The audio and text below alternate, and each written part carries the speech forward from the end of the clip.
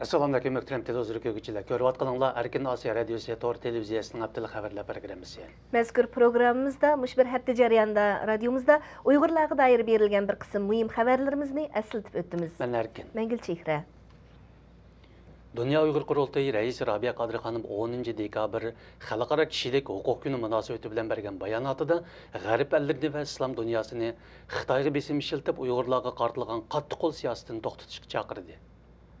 Rabia Qadri Xanım Xitoyning Uyg'ur va Tibetlarga qaratgan zo'ravonlik siyosati Xitoy jumladan dunyo tinchligiga munosabatli ekanligini eskartib, Xitoyni Uyg'urlarga qartilgan zo'ravonlikni to'xtatishga chaqirdi.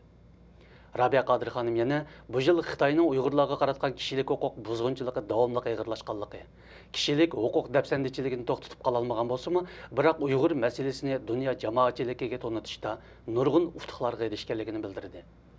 Amerika hukumatining yuqori darajali xodimlari xalqaro kishilik huquq kuni munosabati bilan e'lon qilgan bayonotida Xitoy hukumatining Uyg'urlarni diniy e'tiqodiy sababidan jazolayotganligini bildirdi.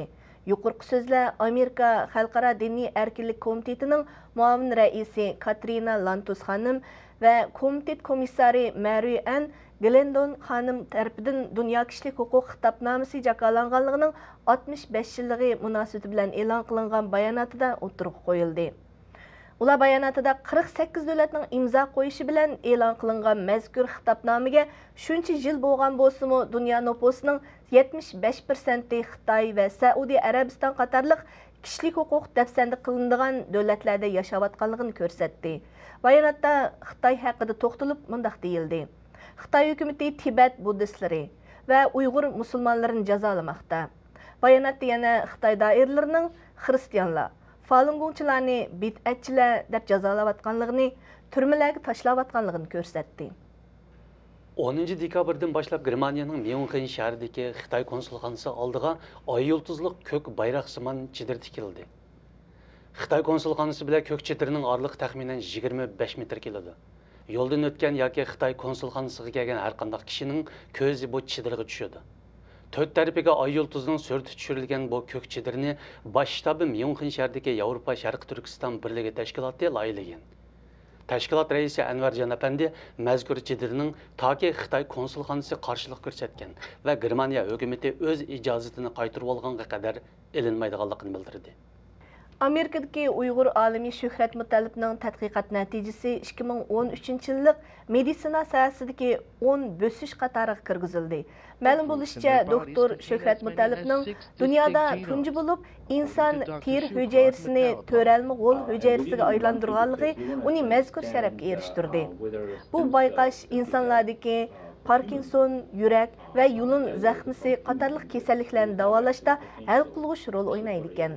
Olimning natijalariga berilgan yuqorqi baho Amerikada chiqadigan Davr jurnalining bu yillik sonida besildi. Shuhrat Mutallib Amerika Oregon shtati davlatlik g'o'l hujayra tadqiqot markazining mudiri va tadqiqotchisi. Otif shahrining Suntaq yezi Sho'riq kentida o'ltirishlik Abdurahim qorining uy joylari majburiy chiqilib, xonavayron bo'lganligi ma'lum. Bu yil 80 yoshga kirgan Abdurahim qori 2006 yildan buyon o'zining shaxsiy qo'ra-joyi va manfaatini qo'g'dash uchun yerlik hukumat organlari bilan qonun orqali tirkashmoqda. Halbuki bu yil 9-oyda Otif shaharlik qurilish idorasi uningga qonun bo'yicha tegishli haqqini bermay turibla 7 ig'iz uyi va bog' varollarini majburiy chiqib o'tgan. Abdurahim qori aka buningga qarshilik ko'rsatganda soqchilar tomonidan dumbalanib o'shidan ketgan. Abdurahim qori aka ziyoratimizni qabul qilib, o'zining otishda boshliqidek joyi bo'lmag'achqa Urumchidagi o'g'lining uyida turayotganligini aytdi. 11 dekabr tushdan keyin Shenzhen shahrida Uyg'ur kavobchi bilan Xitoy bozor boshqurg'uchi o'tirsida to'qinish yuz berib, Uyg'ur yigit yaralangan. Doirlar voqeani tinchitish uchun saqchi chiqargan. Radiomiz egallagan ahvollarda ma'lum bo'lishicha, to'qinish Shenzhen shahri Pingshan yo'li bozorida yuz bergan. Shenzhen hukumat doiralari voqeani inkor qilmadi, ammo bu voqeaning qanday bartaraf qilinganligi to'g'risida to'xtalishni rad qildi. 2009-yildagi Shougan voqeasidan buyon Xitoy o'lkalaridagi Uyg'urlarga qartilgan cheklash va yaklash texnik kuchaygan. Bu xil to'qinishlar bu yil oktyabr Beijingda yuz bergan avtomobil hujumidan keyin ko'rinarli darajada ko'paygan edi.